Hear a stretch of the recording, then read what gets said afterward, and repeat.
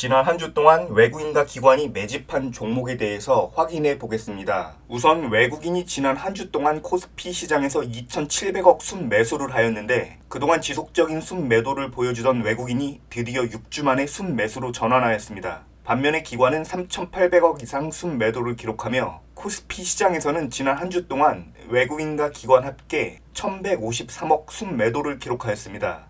이런 수급 상황에서 코스피는 지난 한 주 동안 0.53% 상승 마감하였습니다. 수급과 시가총액을 함께 비교 분석하는 시가총액률 시작하겠습니다. 우선 시가총액이 5천억 미만인 종목은 전부 제외시켰음을 미리 말씀드리겠습니다. 지난 한 주 동안 외국인과 기관 합계 순매수가 가장 많이 들어온 종목의 순서는 다음과 같습니다. SK 하이닉스의 외국인과 기관 합계 수급이 2,800억 이상 유입되며 지난 한 주 동안 수급 상황이 가장 좋은 종목으로 선정되었습니다. 이번에는 외국인과 기관의 합계 수급을 시가총액으로 나눈 시총률 순서를 살펴보겠습니다. 지난 한 주 동안 외국인과 기관은 이수페타시스를 전체 시가총액의 1.68%에 해당하는 금액을 순매수하였습니다. 시총률을 분석할 경우 분모인 시가총액이 작아질수록 외국인과 기관의 합계 수급이 적은 금액에도 시총률에는 큰 영향을 미칠 수도 있기 때문에 한 주를 기준으로 한다면 외국인과 기관의 합계 수급이 100억 미만인 종목은 전부 제외시켜 보겠습니다. 저의 경우에는 분석 기간이 한 주라면 시총률이 0.7% 이상인 종목에 관심을 갖고 있습니다. 지금 붉은색으로 표시한 11종목이 이번 주 시총률 0.7% 이상인 종목들입니다. 그리고 시가총액이 과도하게 높은 종목일수록 어느 정도 외국인과 기관의 합계 수급이 들어온다고 하더라도 시가총액률은 낮아질 수밖에 없기 때문에 한 주를 기준으로 외국인과 기관이 1,000억 원 이상 순매수한 종목은 시총률이 0.7%에 미치지 못한다 하더라도 따로 살펴볼 필요가 있습니다. 노란색으로 표시한 KB금융과 SK 하이닉스는 이번 한 주 동안 외국인과 기관이 1,000억 원 이상 순매수한 종목입니다. 그리고 수급 상황이 아무리 좋다고 하더라도 이미 급등해버린 종목은 언제나 조정의 가능성을 내포하고 있기 때문에 한 주 동안 10% 이상 급등한 종목보다는 5% 이내에 상승한 종목들에 관심을 갖고 있습니다. 이번 한 주 동안 외국인과 기관의 수급, 시총률, 그리고 등락률까지 저의 세 가지 조건을 모두 충족하는 종목은 주황색으로 표시된 5종목이었습니다.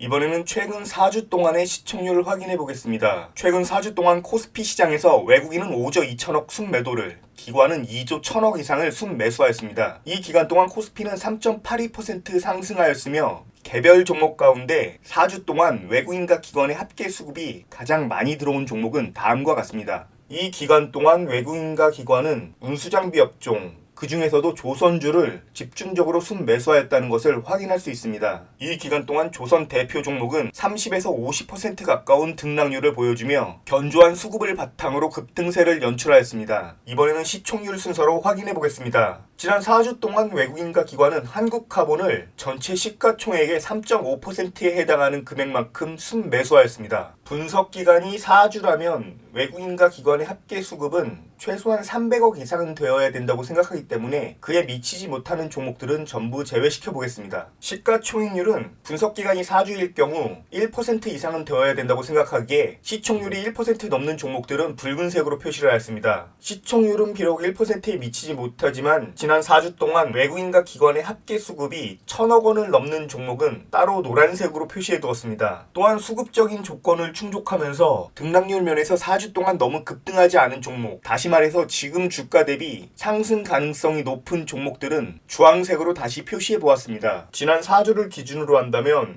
수급과 시가총액률, 그리고 등락률까지 세 가지 조건을 전부 충족하는 종목은 주황색으로 표시된 9종목이었습니다.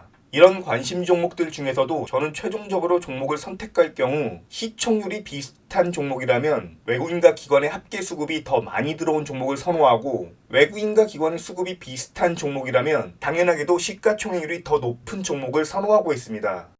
이번에는 최근 9주 동안의 자료입니다. 외국인과 기관이 지난 9주 동안 가장 많이 순매수한 종목의 순서는 다음과 같습니다. 최근 2달 동안 외국인과 기관은 운수장비 업종, 그 중에서도 특히 조선주를 가장 많이 순매수했다는 것을 확인할 수 있습니다. 이번에는 지난 9주 동안에 외국인과 기관의 수급을 시가총액으로 나눈 시가총액률이 높은 종목 순서로 정리한 것입니다. 분석 기간이 9주를 넘어가면 수급과 시총률이 양호한 종목은 이미 상당히 급등했다는 것을 확인할 수 있습니다. 지난 9주 동안에 외국인과 기관의 절대 수급이 1,000억 원 이상인 종목들과 시가총액률이 높은 종목을 동시에 충족하면서 상대적으로 주가는 덜 오른 종목인 이마트와 현대건설 그리고 한국전력을 관심 있게 지켜봐야 할 것 같습니다.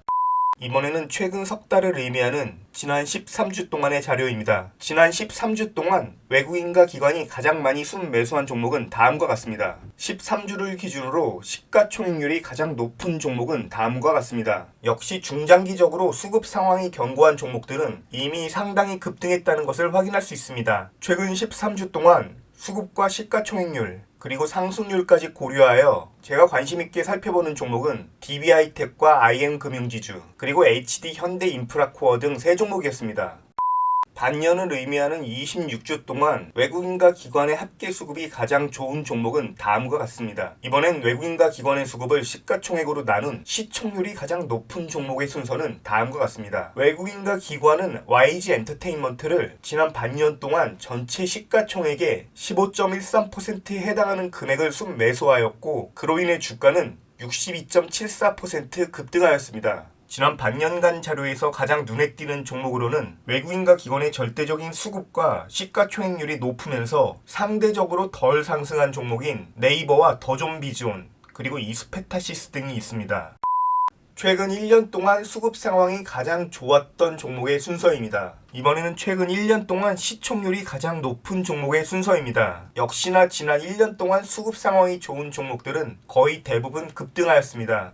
지난 1년 동안의 자료를 기반으로 제가 중장기적 관점으로 가장 관심있게 생각하는 종목은 노란색으로 표시한 4종목입니다. 이 4종목은 시가총액이 10조 원을 넘어가는 초대형주임에도 불구하고 지난 1년 동안의 상승률은 수급 상황에 비해 매우 덜 올랐거나 혹은 마이너스를 기록 중인 종목들입니다. 특히 큰 폭의 하락을 기록하고 있는 포스코홀딩스와 SK이노베이션의 경우 최근 들어 외국인의 순매도로 인해 주가가 단기간 급락하였다는 공통점을 가지고 있습니다. 수급 상황이 매우 양호한 초대형주들의 단기적인 급락은 저가 매수의 기회로 고려해볼 가치가 충분하다고 생각합니다. 최근 2달여간 지속적으로 순매도를 기록한 외국인이 만약에 순매수로 전환한다면 가장 큰 폭의 상승을 기록할 종목들은 바로 이런 단기 급락한 초대형주일 것입니다. 이상으로 2025년 5월 첫째 주 시총률 분석을 마무리 짓겠습니다.